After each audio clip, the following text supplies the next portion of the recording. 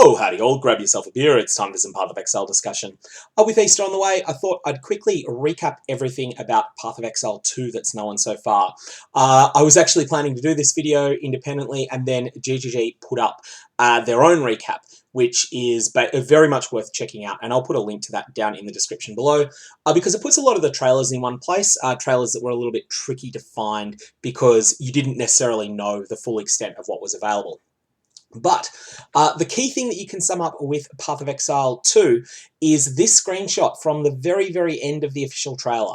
1 game, 2 campaigns. What this essentially means is that there'll be a key branching point at the start of Path of Exile. You'll be able to choose between the Path of Exile 1 campaign, the familiar 10 acts, and the familiar normal, cruel, and merciless labyrinths. Or as a completely different alternative, you can run the new 7 acts storyline. These two forking paths will then reunite, and you will then have the same endgame based around the Atlas of Worlds in some way, which will obviously, by this point, there'll be some changes to the way that the Atlas works, but it should be something recognisable to the current endgame of Path of Exile. Definitely check out this official trailer if you haven't seen it already. There is a scene right near the start that I won't spoil, but that it is really, really, really impressive, and it makes your character selection feel much more impactful. Additionally, we did get a chance at the Exilecon convention, which I went to in November of 2019, to actually play through the start of the Path of Exile 2 campaign. At the time that the Exilecon convention took place, GGG had finished most of Act 1, except, I believe, for the final boss. Now, I deliberately played fairly slow and carefully through that campaign just to get a sort of idea as to what it would feel like as a new player, and the way that it was tuned at the time, it was tuned to challenge people like me that were veterans of the game. It certainly required a lot of careful dodging just to beat the early bosses. I don't think that the actual final product will be as tough as that. It felt more like playing the hardcore gauntlet events that Zizaran has run a couple of lately, than it felt like current Path of Exile. Maybe not quite as brutal as that, but certainly felt like, you know, you were running with hard map mods in play.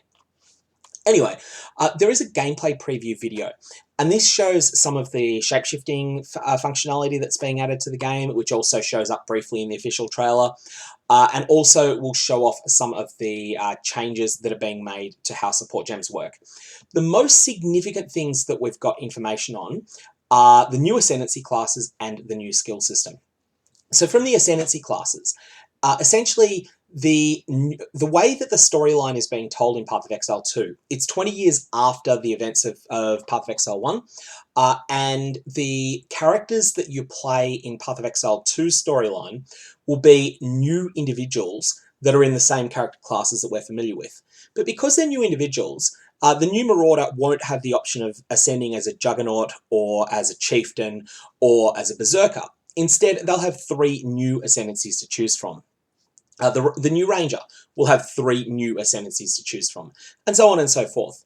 Very little is known about these new Ascendancies, and I would assume that what was revealed at Exilecon may have just changed so much as to be unrecognisable now.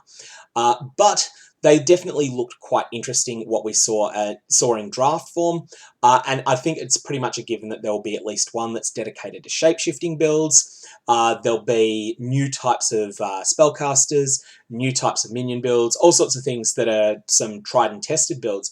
But there was also a ranger that was discussed that was going to be a ballista specialist, something that doesn't really exist in the game at the moment, and that could be really interesting. Now, what's the deal if you want to play the existing Ascendancies? If you've completed the game as any Ascendancy, then you permanently unlock that, and you can play that Ascendancy in either storyline.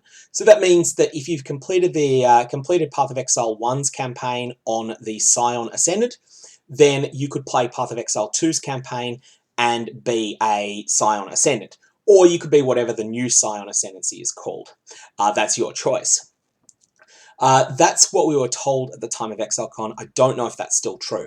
Additionally, everyone that has an account that has completed the Path of Exile storyline at least once, so you've completed Act 10 at least once before Path of Exile 2 launches, will be treated as having completed the game on all 19 Path of Exile 1 Ascendancies.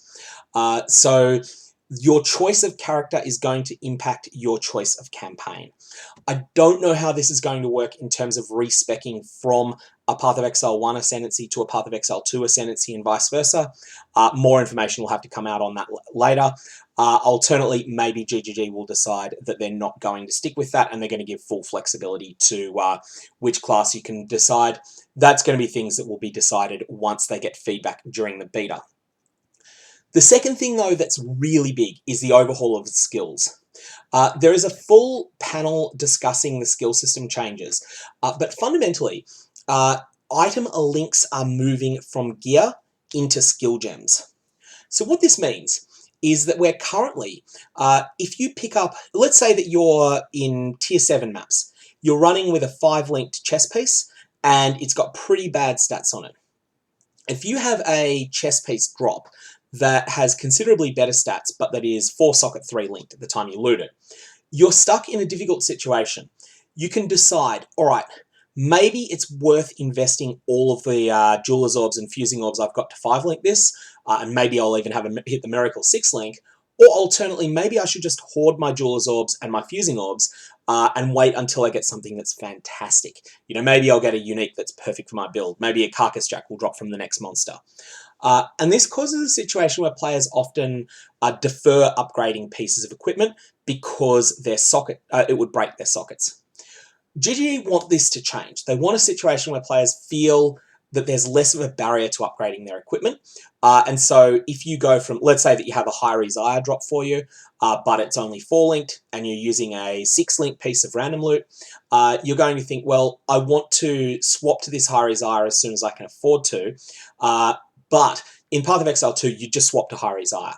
What's changing is that gear will have sockets, but these sockets will be things that hold a skill gem rather than a skill gem or a support gem. Then inside that skill gem, you will socket support gems. You will then use jeweler's orbs to upgrade your skill gems from 1-link up to potentially as much as 6-link, and then you will socket your support gems inside those. So this means that you might use a fireball gem early in the game that is 3-link. Then, later on, when you start getting access to more support gems, you'll be looking to upgrade from that fireball 3-link to a fireball 4-link, to a fireball 5-link, to a fireball 6-link. And when you've got a fireball 6-link, maybe then you'll be trying to get a quality fireball 6-link, and other sorts of changes like that. Maybe a level 21 fireball 6-link, or a Val fireball that's level 20 and 6-linked. And of course, I think the ultimate will be a 6-link gem that is its Val version and is 21-23, unless, of course, some of the mechanics change that we haven't been told are changing. So that's going to be some of the key things that are changing as far as the skill system goes. And it's a pretty thoroughgoing overhaul, and it seems like I think it will make the game play a lot better. The other thing that it lets you do is use tactical skill gems that where currently you're quite limited in the number of total gem sockets on your gear. So on a typical build, you'll have your main combat 6-link in your chest piece. You'll have a shield with auras in it. You'll have a weapon with some sort of trigger supported gems on trigger socketed skill gems on using a skill.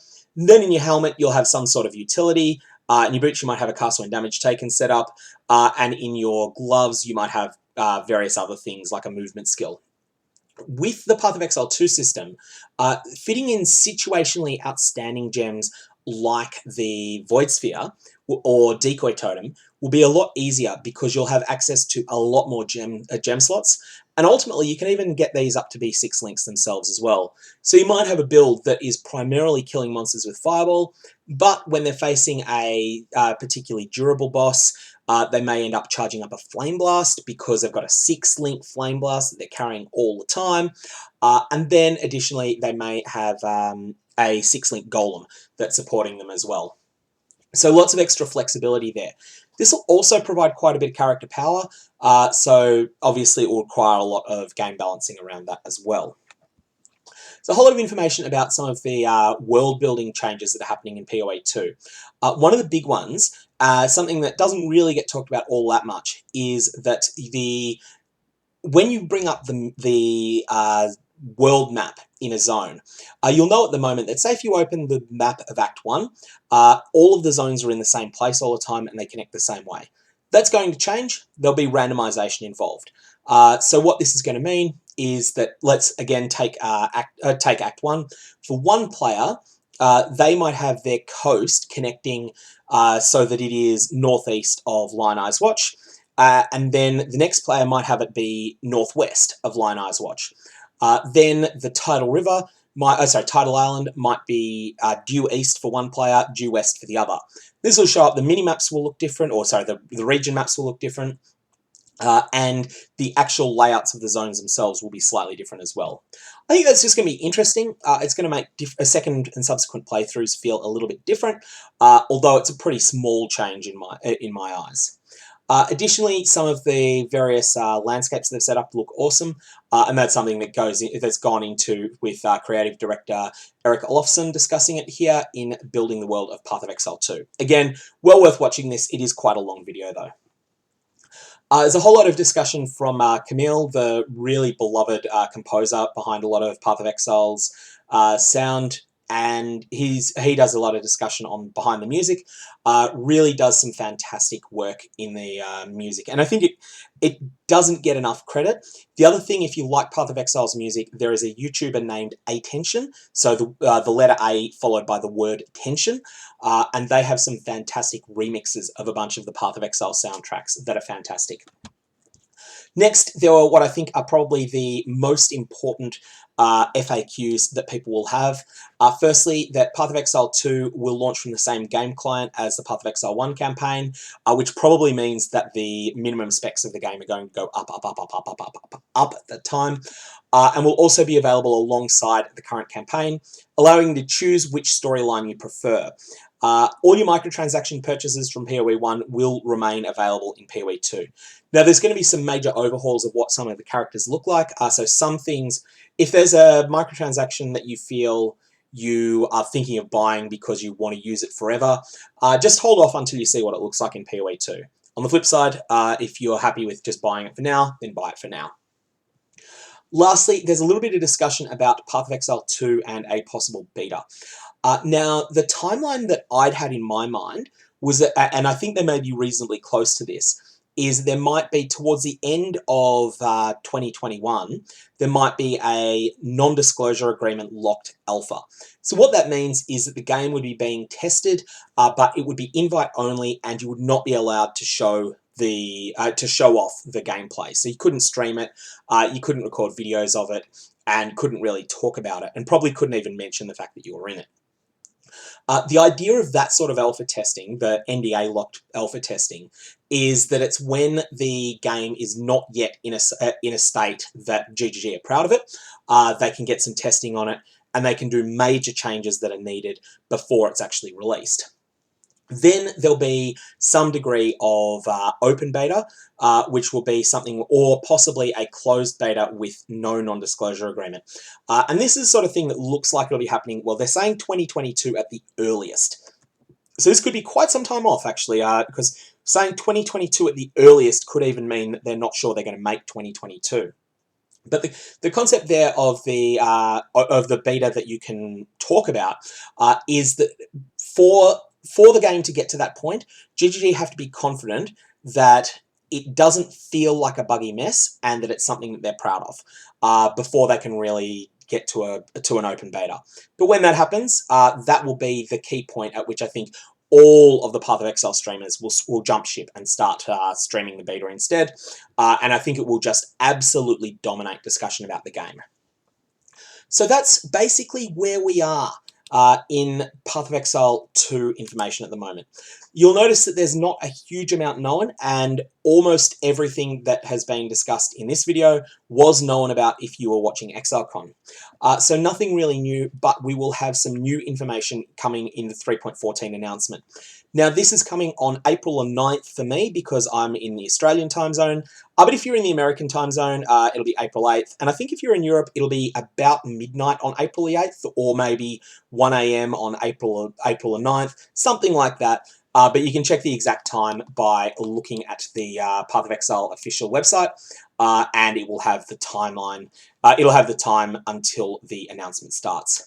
Anyways, that's all I got. If you've got any comments or questions, fire away below. Otherwise, I'm going to leave it there. I hope you have a good one, and I will see you all when I restream the 3.14 announcement.